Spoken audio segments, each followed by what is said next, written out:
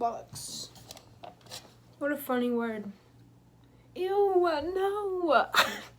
Yeah, I just came back from chemistry and I had to wear goggles the whole time, and my skin is like the most sensitive skin that anyone with skin has ever had. That was gross. So this red line is probably going to be on my forehead for the rest of the videos. Oh. How's this? Hello everyone, my name is Hay Richards. Welcome back to my YouTube channel. If you're new here, I don't know how you got here, but I am so glad you're here. Stop. I don't even know what I'm gonna title this video. For now, I'm just gonna talk about it like the video is named, How Social Media Ruined My Life. That sounds loud enough. So when I say that, I obviously say it to get your attention, because obviously social media didn't ruin my life. Like, I'm still like a functioning person, but social media put a huge dent in my mental health. And I think this is kind of common for people my age, at least. It's not like, I guarantee you've heard someone say something like that before. And I don't want to make this video in a way like social media has ruined my generation's mental health. Even if that's true, I don't want to address it. I don't want to assume that everyone watching this video has a social media problem like I do.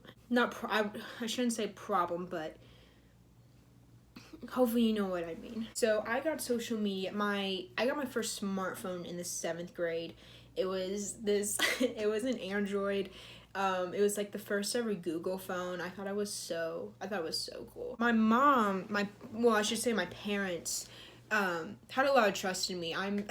I'm probably like the most innocent like preteen there is. All I did with my life in middle school, like when I got my phone, I was in club volleyball, I was in every single sport in athletics, so I was usually like pretty busy with that. Like if I wasn't at school, I was at volleyball practice, or I was doing something athletic wise. So I think my parents both just thought I wasn't gonna do anything radical. I wasn't gonna get myself into anything bad, and I didn't. But I did download Instagram. I downloaded Instagram in 7th grade. When I downloaded Instagram was kind of a new thing. At least to me, I remember like Instagram hadn't been around that long. I was never allowed to have a Facebook. I know a lot of people who were allowed to have Facebooks when they were like in the 4th grade. My dad was like, no, you can go on Webkinz and that's it. So I get Instagram, and obviously I'm this huge 1D nerd, and I made a One Direction fan account, and then I have my personal account, and I loved it. When I first got Instagram, it was, I mean, it still is, but it was awesome. I could post, I think I was in 7th grade, like 2013. I'm young for my grade, so I think I was still 12. But I think it was like 2012, 2013. And I remember I could just like post pictures of like the most random things happening in my life, and it would get like 6 likes, but like that meant nothing to me. I was like I used this example in one of my last videos, but like I used to be a toast fanatic, and I'd make toast, and if I made a really good piece of toast, I'd take a picture of the post. I would take a picture of the toast and I'd post it, and I'd be like, y'all, look at my toast. Like, that's how simple it was. And I posted it, and I never even thought about who was looking at it. It would get likes, and I'd be like, oh my gosh, like, that's so sweet. Like, they liked my post. But it really was just me being like, look how quirky I am. Like, I just made toast. It was super innocent. Like, Instagram was really all I had until 8th grade when I got Twitter and Snapchat. My parents weren't really ever strict with my social media. My mom never like made an account where she would like look at my stuff. She never like took my phone and was looking through it. My mom had a lot of trust in me. She knew I was a good kid. For the most part, like just to the point where I wouldn't be like posting anything inappropriate, because I think she knew that I knew that if she did find out I posted something weird or inappropriate, that she would find out and I'd get whooped.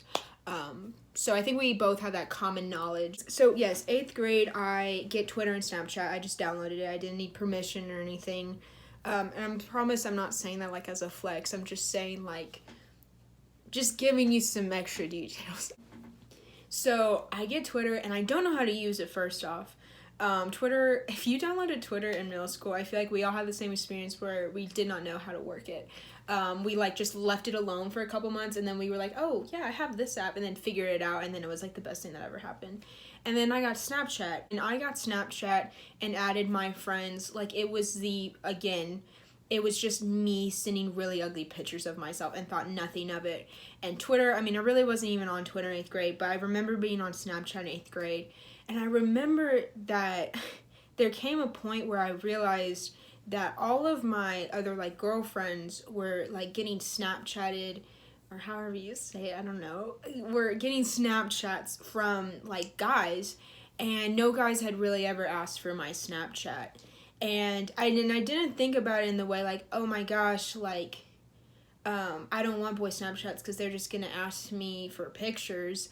I was just like, wow, like, I guess if you ask a girl for her Snapchat, like, that means you like that girl. And guys didn't ask for my Snapchat, and I can remember that was the first, I think that when I think about how social media has affected my mental health, that is like the first rising moment is when I realized that when boys thought a girl was cute, they wanted their Snapchat. Most guys in middle school, that just led to them asking for pictures, but I was still offended, if that makes sense. I've always had really bad social anxiety, and I would go home and I would just try to see if I could muster up the courage to like ask my 8th grade crush like if I could have his Snapchat.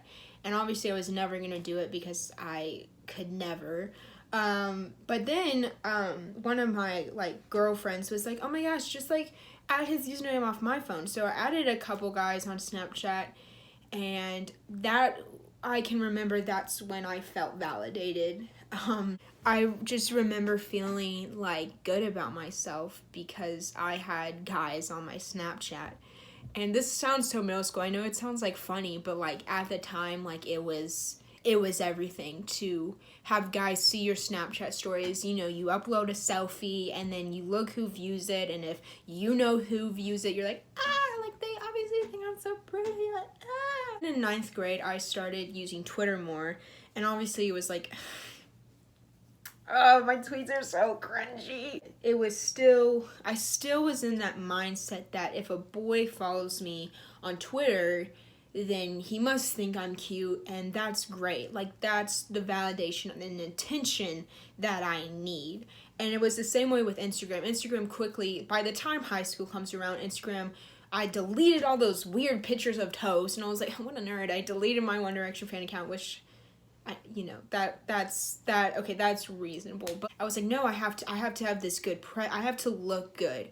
I have to have this presence. I want boys and even my girlfriends to look at my Instagram feed and be like, wow, Haley Richards is just popping off. Like, what a gal. What a life. Like, I want to be her friend. I want to date her. That was my Instagram feed. That was my Twitter feed, and that was my Snapchat. It was all, and I know this, it was all so people could look at me and be like, wow, she has this awesome life. Like, she is so great. Trying to keep up that kind of presence caused me a lot of emotional pain because I knew none of it was true. We all know this. We all know, or we should all know, that social media is just a highlight reel. Like, none of it is how our lives actually are. But I'm guilty to this day. I still have all 3 of those apps, first off. The app I think hurt me the most was Twitter. And I talked about this a while ago in another video, but I don't mean to toot my own horn, but I really like making like skits and funny videos. Like, I consider that like a hobby. I really like editing. I'm not very like good at it, but like I like doing it. Like, I love editing these videos. And I would make these like funny little skits and funny little videos, just like these dramatic videos, and like I started uploading them and people thought they were so funny, and like they were. And I started getting attention, like a lot of attention. Like I have videos that the retweets would be in the thousands, the favorites would be in the 20,000s. Like I had a lot of tweets that were getting big. Like people would see me in school and like be like, oh, dude, like you are so funny. Like people I didn't even know, and I felt like a freaking celebrity. Like it was insane. Like I loved it, and I thrived off of being known, being seen, but not by anyone important, by people I didn't even know. And I just remember in the time, this was all like this is like junior and senior year, when this kind of started happening. And I remember my mom being like, Haley, like my mom would literally tell me, Haley, I think you let this attention get to your head. I think you should take a break from this. And I would be like, what? I would just be so offended. And all these apps, like whatever app you have, those, when I think of social media, like social medias I use, I think of Twitter, Instagram, and Snapchat. And just, my life was hell. I was not following in the ways of Christ whatsoever in high school. Meaning like I went to church Sunday and Wednesday. Like I did the routine. Like I did my chore list of biblical duties. Like I went to church, I served in our children's ministry, and I was a middle school leader on Wednesday nights when I was in high school. And I did all that. I did everything that you're supposed to do. And I still did not have a relationship with Christ. Kind of weird for me to say that. I don't think I've ever said that out loud. I did everything. I did my Christian chore list. But I'd get home and I'd make these videos, I'd upload them, and I would be sad if they didn't get the attention I thought they should get. I would get sad if I didn't get a certain amount of likes. I would get sad if so-and-so did not add me on Snapchat or left me on red on Snapchat. Like, those were the things that I had a relationship with. I had a relationship with my likes, my feed, the attention that I got from people through social media that I didn't even know. That was where I had a solid relationship. I say solid like this because it's not. This is nothing on social media is solid and stable. It's all a mess. You're all living a different life on social media. And I'm not saying like after this video I'm gonna delete social media, because it's fun. Like YouTube is a social media and I enjoy this. I enjoy watching other people's videos. It's all gonna go away. That's the thing.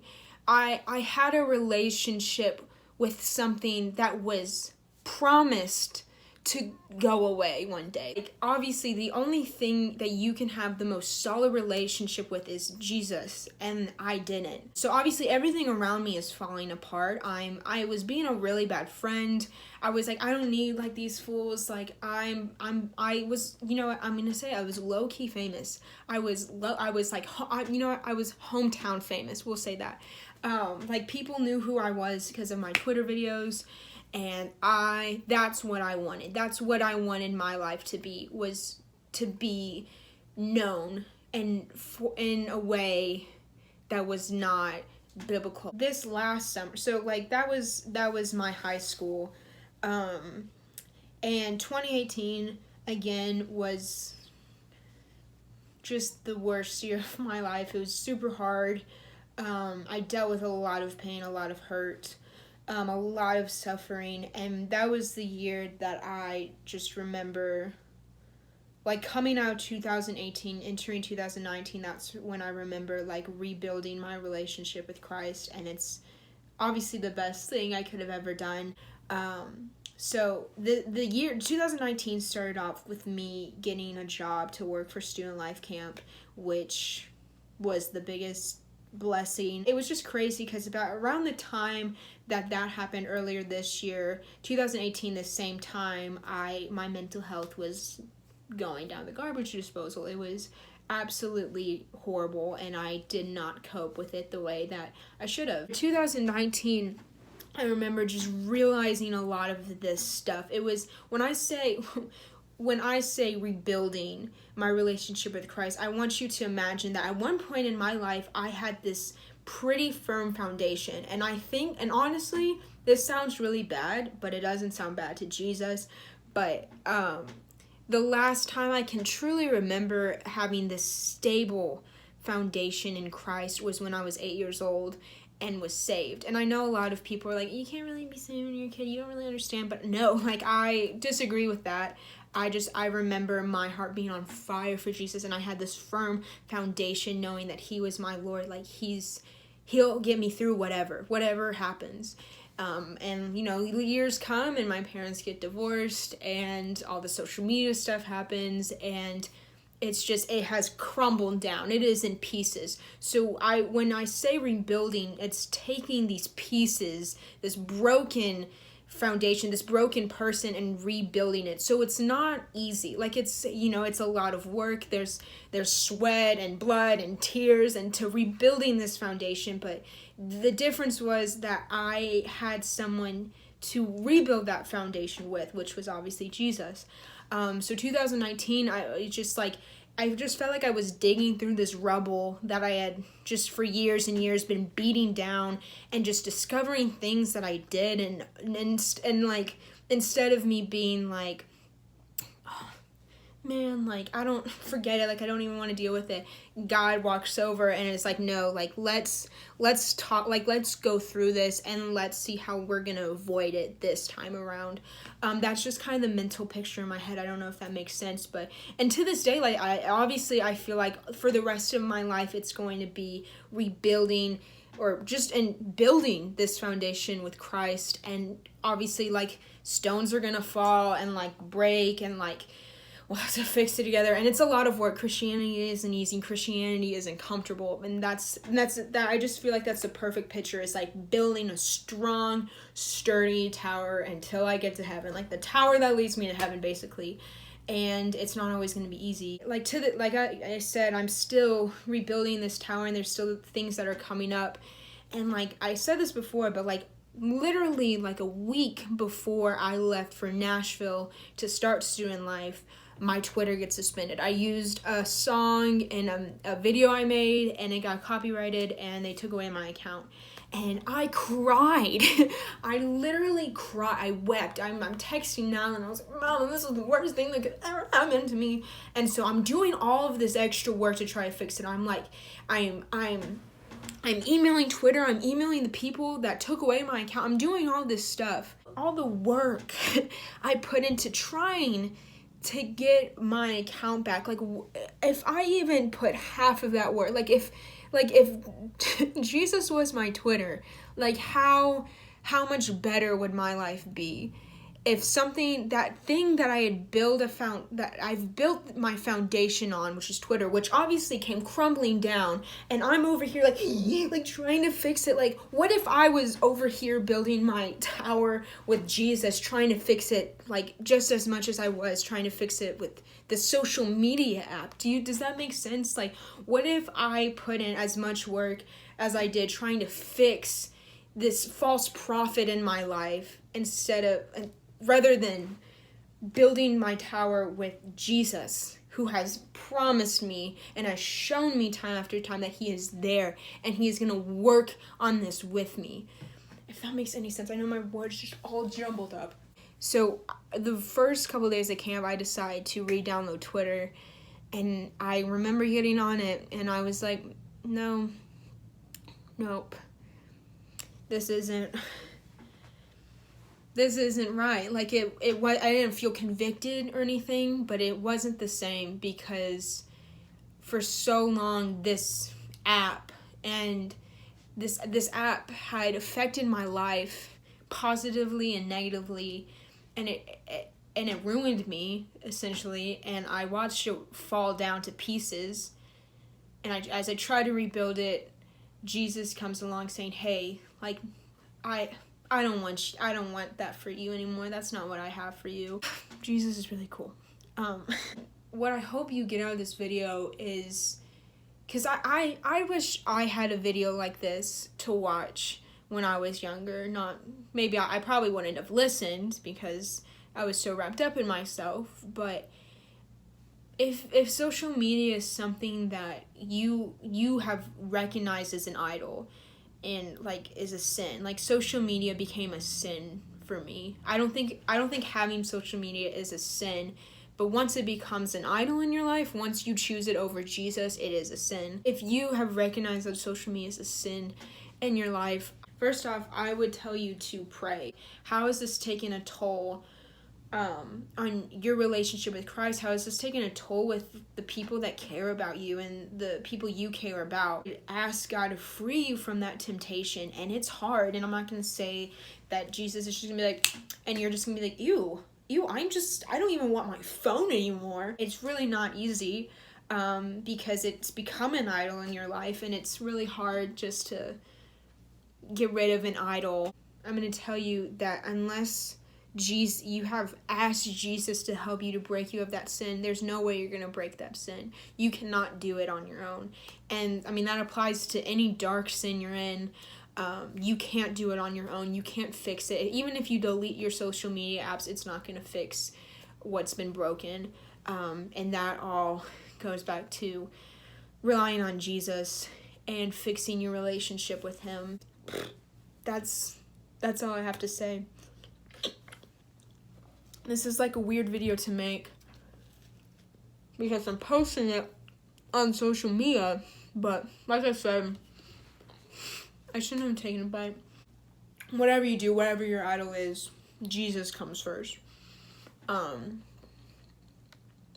Everything else is just a blessing, you know? Everything else is just a gift. Everything else is just a fun little thing you get to do, but it means nothing if you're not glorifying God through it. I'm not saying like you have to have 6 Bible verses in your bio. I'm saying if it's not edifying to the Lord, then why post it, you know? On my Instagram, post really dumb videos, but I like to think that the silly little videos I make that make people laugh is me displaying the joy that God has given me, if that makes sense. I've really tried. If I am not feeling happy, or like if I'm not feeling joyful, then I stay away from social media because I don't want to call it fake, but I don't want people to think that I'm always having a good day, because I'm not. So like I said, that's why when I post these silly little videos, they're silly, they're really silly, but I always hope that people see the joy that Jesus has given me through me. Not that people are like, oh my gosh, like, she is so funny, blah, blah, blah. No, I love this quote, but I hope you see Jesus in me. That should be your mindset. Whatever you do in life, it doesn't even end with social media. If you can't see Jesus in it, then it's not glorifying to God. And that's a fact. I hope you enjoyed this video. I really like talking about this kind of stuff because it doesn't just stop at me. Like this is still something I need to hear. So most of the times this is just me preaching at myself, but I like to think that someone watching this is not, I'm not feeling like I can convict you, but that you're convicted by Jesus by hearing some things, not that have the power to convict you. If you feel convicted, that is 100% Jesus, and I encourage you to pray about it. And that's all I have to say. So I'm going to finish my lunch, because obviously I'm super hungry because I couldn't even wait to turn the video off before eating the rest of my food. So, goodbye. Love you. Love Jesus. Love others.